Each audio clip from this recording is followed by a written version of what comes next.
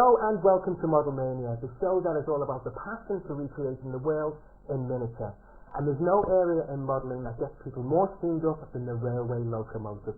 Whether they are building the tiny precision O-gauge like this, or the more powerful 5-inch gauge, which under its own steam can pull around 20 people on an outdoor track.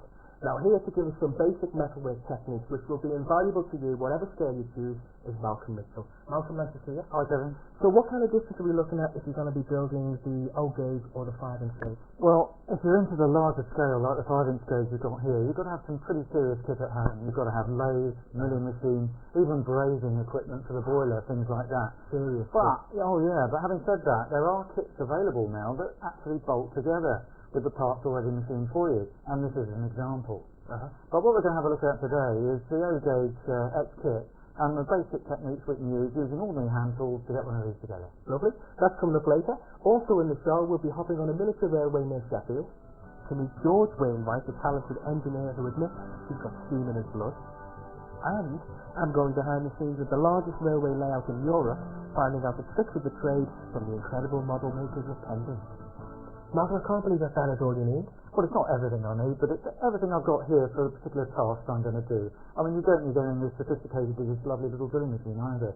You know, a little basic one will do, or even a hand drill. Well, before you show some basic techniques in modelling in metal, let's take a look now at some of the incredible work from George Wainwright.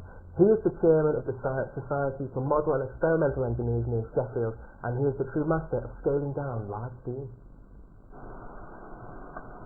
Preparing to steam the loco, the first essential is to ensure that you've got an adequate supply of water in the boiler until you've got about half a glass on the water gauges with the glass gauges in the cap.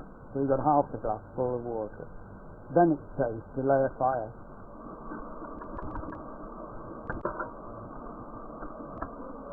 Most people tend to use paraffin soaked charcoal to begin with, and then just as soon as that's got hold, you then lay on some coal particles on top of the charcoal, and the final thing after oiling round the engine and making sure the lubricator for the cylinder is full of oil, steam oil that is to test your injectors and make sure they're working before you come off shed.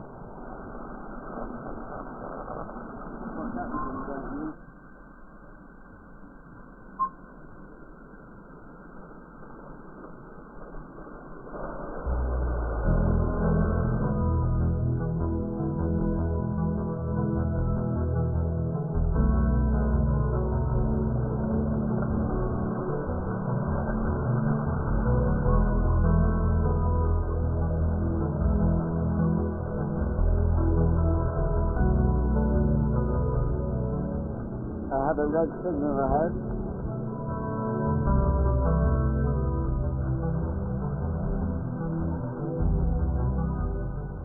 That locomotive that you've seen running today will pull round this track here 17 people.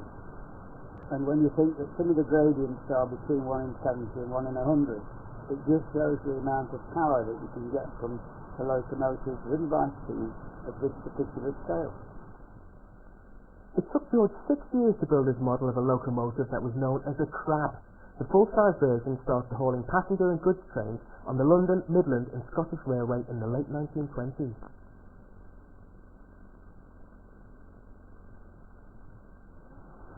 The usual way of building this sort of model is to find the drawings on the market. So they send off to the drawings and they've made the castings with it, which would pay you hundreds of pounds or whatever it is for them. But in the case of the locomotives, the craft that I picked to do, there were no drawings available other than the original railway company's drawings. And it was that approach that I did, together with the photographs that I've taken and the general arrangement drawing as it's known, which shows the basic outline. Just follow that and scale it down. Yeah, George is really an excellent model engineer. He can turn his hands to anything. And he's made some fine models. The thing about them, they all work extremely well. And he's not afraid to experiment, and he's not afraid to fail, because that's part of what we do. We are a society of model and experimental engineers. The Black Loco, the LNER 2908, LNER, London and North Eastern Railway, and it was known as Class V1. It's a 3-cylinder locomotive, so in between the two outside ones that you can see is a middle cylinder. I think most people are in awe of what he does.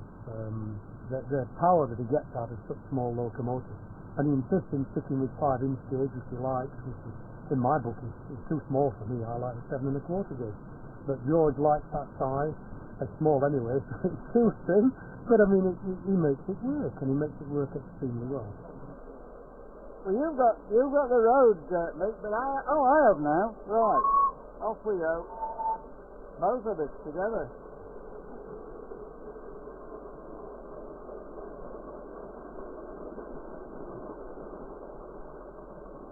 Down 17. Well, away we go then. There's a sort of a posse that comes every Wednesday and Thursday that builds the strike and extends it and all the rest of it. And then there are the other members of the society who are model engineers rather than people who run miniature steam locomotives. But there's a very wide network of interest. It is a miniature railway and it needs electricians and it needs carpenters as well as engineers and train drivers to keep the thing running. We like to think that we operate the railway as a full-size railway. Now, I wouldn't like to mention any names, but there are railways similar to ours about the country where they don't have any signalling system whatsoever.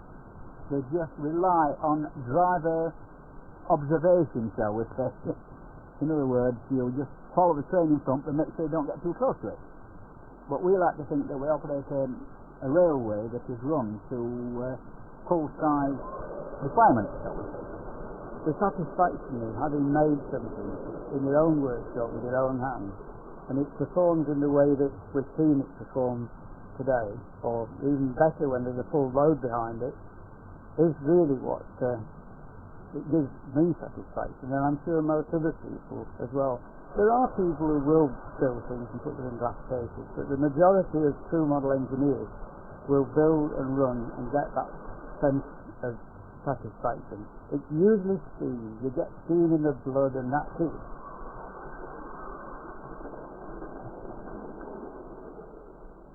What beautiful machines.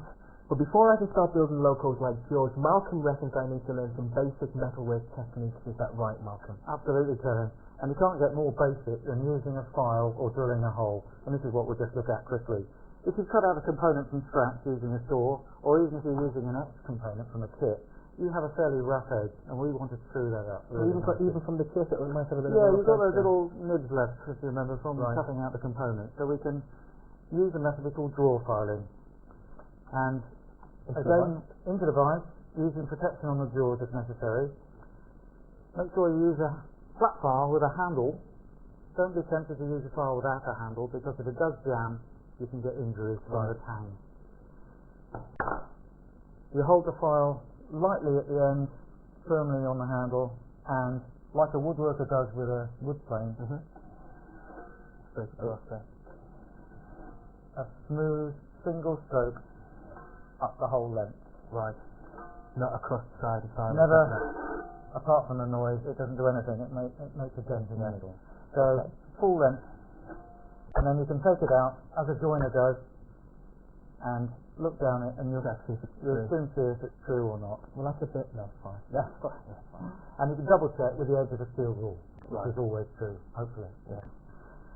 Okay, the other thing we've got draw filing. We've done draw filing. The other thing we'll have a look at is drilling a hole. Now, you can't rely on a drill, even a nice little sophisticated drill like this, to drill an accurate hole in the place you want it. You have to mark and make a little mark we call a centre pop.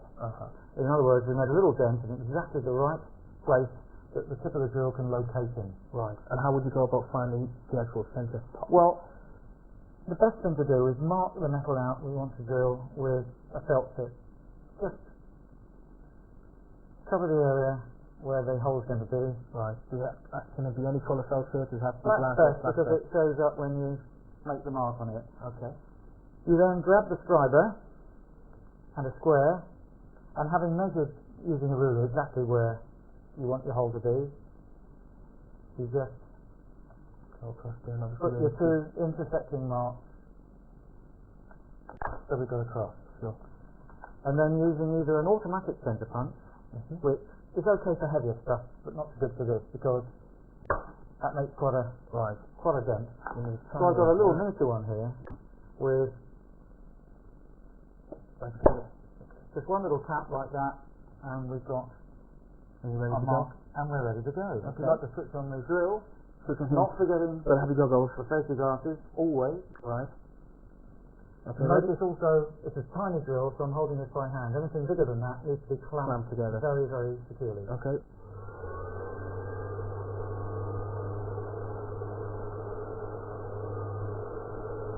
Okay, enough?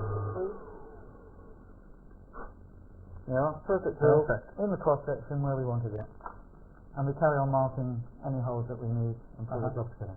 Okay, I know that you're going to be teaching some soldering after the break, because that's quite tricky, right? Yep. Also coming up in part 2 as well, we will be meeting the model makers from Pendon, and they will be showing us their tricks of the trade. See you soon. Welcome back to Model Mania, the show that is all about the passion for recreating the world in miniature, and we are talking locomotives now. Now, if you're building in metal, it's okay having all these beautiful parts everywhere, but how on earth do you fasten them together? Well, here's Malcolm now with some soldering. So what kind of tools do we need, Malcolm? Well, Colin, for putting together an X-kit like this one, we certainly don't need a whopping great soldering iron or a blow lamp.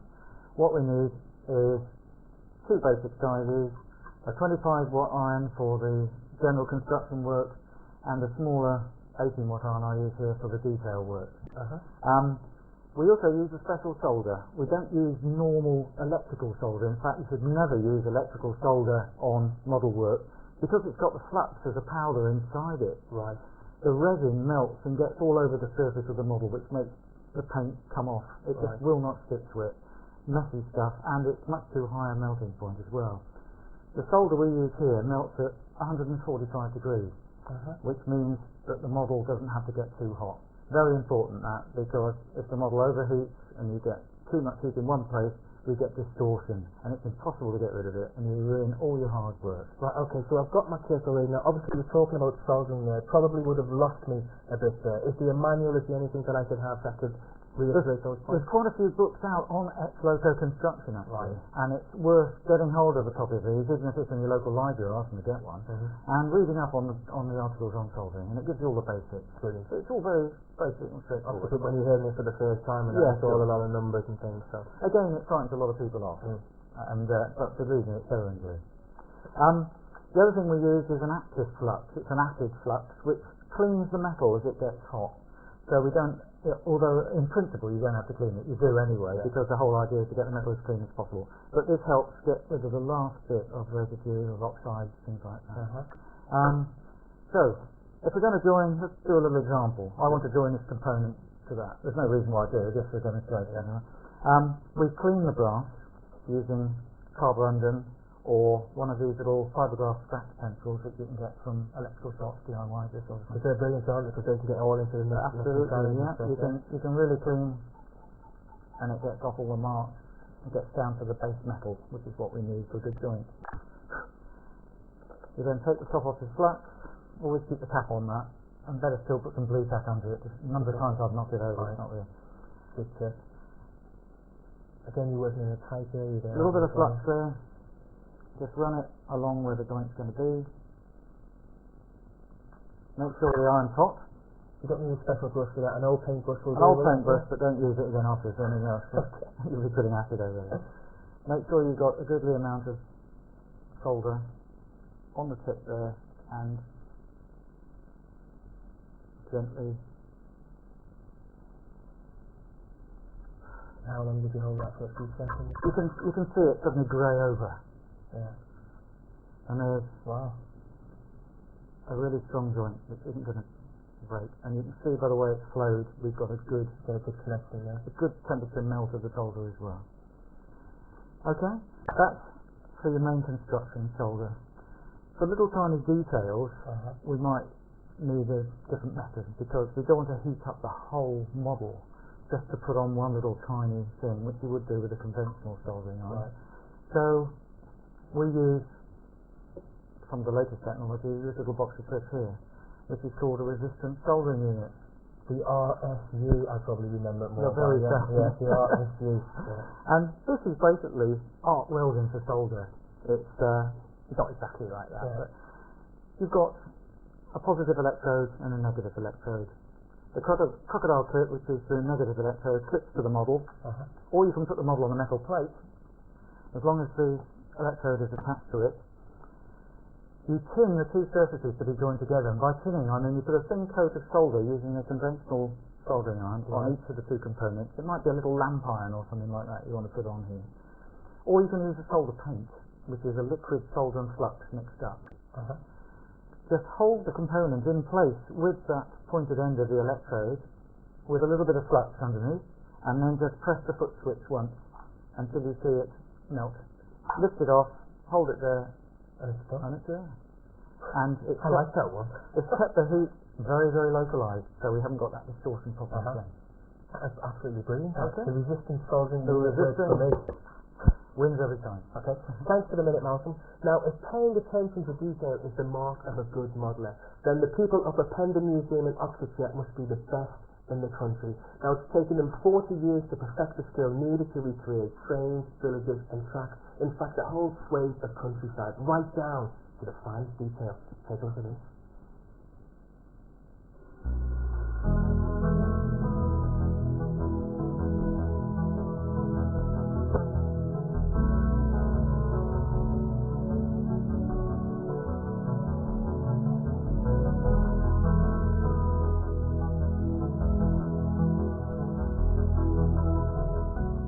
Basically, it's good quality card.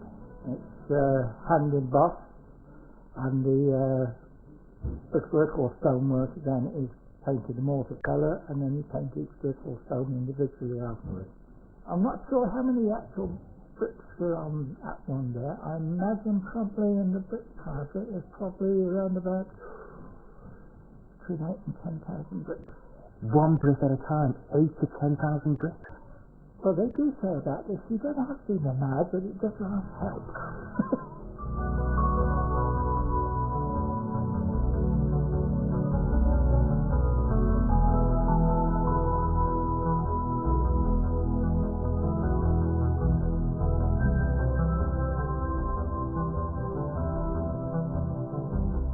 On the inside of the building, where you've got rooms which aren't going to be detailed, you paint the internal walls a darkish colour, not necessarily black, a dark grey will do, as long as you don't show any white reflections or anything through the glazing of the windows.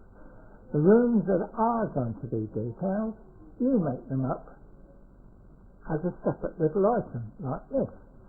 I mean, this one here is the actual little bookcase in the far corner here. They're all individual little tiny books inside there. There's no pages in those books, are there? I don't think so. So, and how long would it have taken you to make that? Very roughly, probably about 4 weeks. So if it doesn't go to plan and you get frustrated, what do you do? Like that.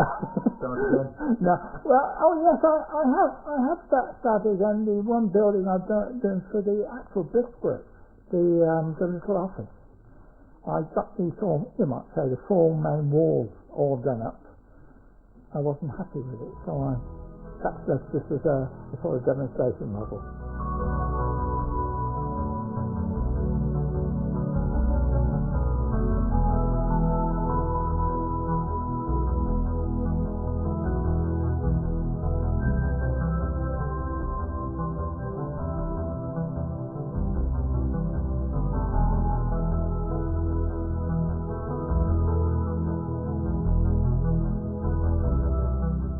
So for an engine like that, how long would it take you to build it?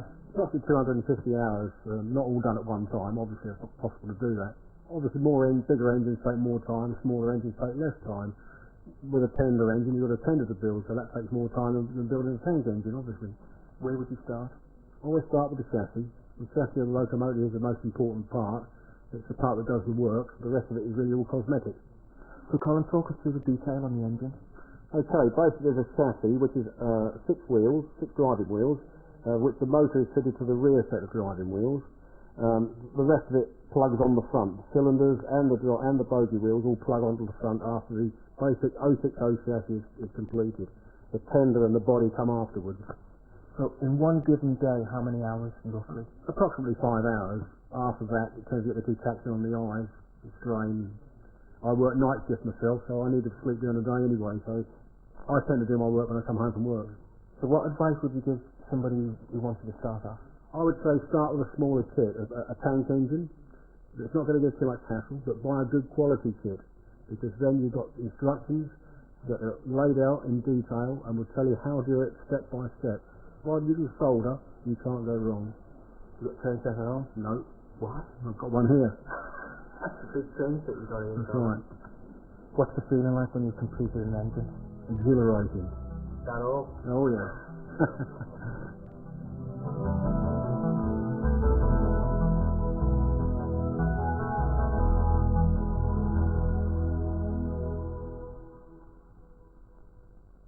I've got to say, Mark, and when I was up on Pendon, an incredible, amazing feeling there, just watching everything, and they told me, listen to this, it's not going to be finished until 20 years' time. Oh, I can believe that. They told me 20 years ago that it was going to do that as well.